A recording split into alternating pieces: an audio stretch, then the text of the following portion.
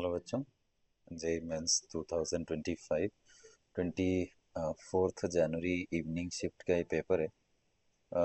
देखो क्या कह रहा है, ये पूछ रहा है कि अगर मैं एक किसी पर्टिकुलर एलिमेंट में से एलिमेंट ए मान लेता हूँ मैं, इसमें से कितने इलेक्ट्रॉन रिमूव कराने हैं मुझे? Total 5 electrons. ठीक है।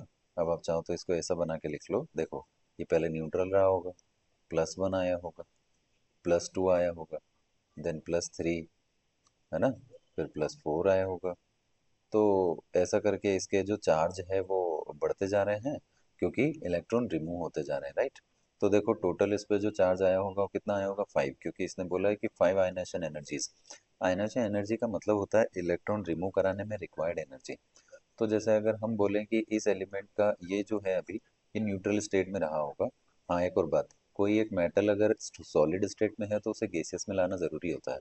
मतलब मैं इस ए को अगर पहले ए सॉलिड रखूंगा तो डायरेक्ट इलेक्ट्रॉन रिमूव नहीं होंगे।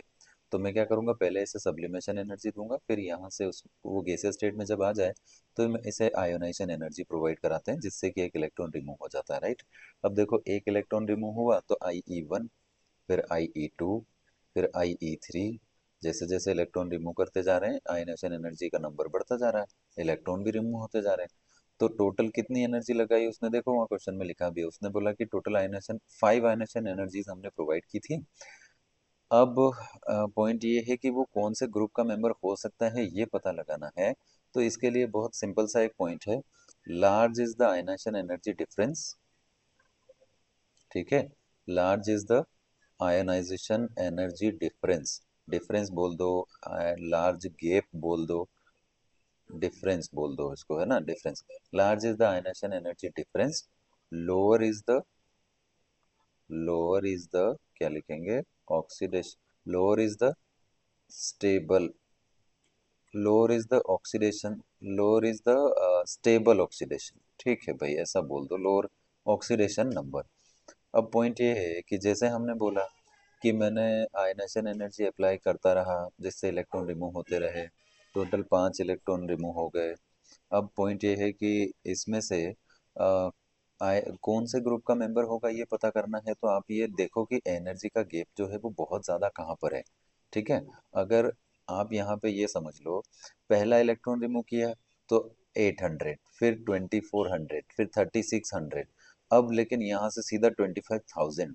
मतलब आप यहाँ समझ ही गए होंगे कि IE1, IE2 और IE3, ये तीनों इजीली रिमूव हो पा रहे थे। पर IE4 यानी IE3 और 4 के बीच में जो गैप आया है वो बहुत ज़्यादा आ गया, क्योंकि देखो यहाँ पे ये 3000 में है और ये 25,000 में है, मतलब ये बहुत लार्ज गैप यहाँ पे आ गया है। इसका मतलब सिंपल है कि 3 इलेक्ट्रॉन्स उसमें से इजीली रिमूव हो पा रहे थे। तो अब आप ये बताओ कि 3 इलेक्ट्रॉन कौन से एलिमेंट के लास्ट शेल में होते हैं, उसी ग्रुप का वो मेंबर होगा, ये पता चल जाएगा। तो देखो, जो ग्रुप नंबर 13 होता है ना, उसमें आते हैं कौन? Boron, aluminium, gallium, indium, right. तो अब देखो इनका लास्ट शेल जो होता है वो क्या होता है? NH2NP1। तो इनके लास्ट शेल में 3 ही इलेक्ट्रॉन होते हैं। मतलब जब आप इलेक्ट्रॉन रिमूव कराने गए तो 3 इलेक्ट्रॉन इजीली रिमूव हो गए, लेकिन चौथा इलेक्ट्रॉन निकालने में हमको बहुत ज़्यादा अमाउंट में एनर्जी रिक्वायर्ड हो गई।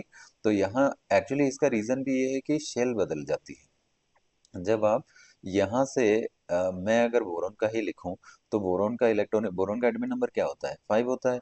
तो उसका इलेक्ट्रॉनिक कॉन्फ़िगरेशन कैसे लिखते हैं? 1s2 2s2 2p1। अब आप ही सोचो कि अगर ये सेंटर में न्यूक्लियस है, ये फर्स्ट ऑर्बिट है और ये सेकंड ऑर्बिट है।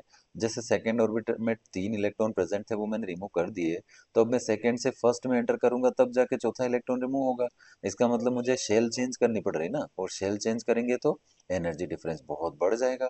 इसका मतलब ग्रुप 13 का ही मेंबर हो सकता है, क्योंकि बाकी में तो 3 इलेक्ट्रॉन किसी के लास्ट में दिख नहीं रहा। देखो ग्रुप नंबर 2 में वो आते हैं बेरिलियम, मैग्नीशियम, कैल्शियम, तो इनके लास्ट में 2 ही होता है। फिर ऐसे ग्रुप नंबर 4 में इसके वो आता है, स्कैंडियम के आगे वाला वेनेडियम वगैरह, ये वाला ग्रुप पूरा आता है, ठीक है। और ग्रुप नंबर 14 में कार्बन आता है, इनके लास्ट में 4 इलेक्ट्रॉन्स होते हैं। इसका मतलब जो राइट आंसर हमारा कौन सा है? सेकेंड। Thank you.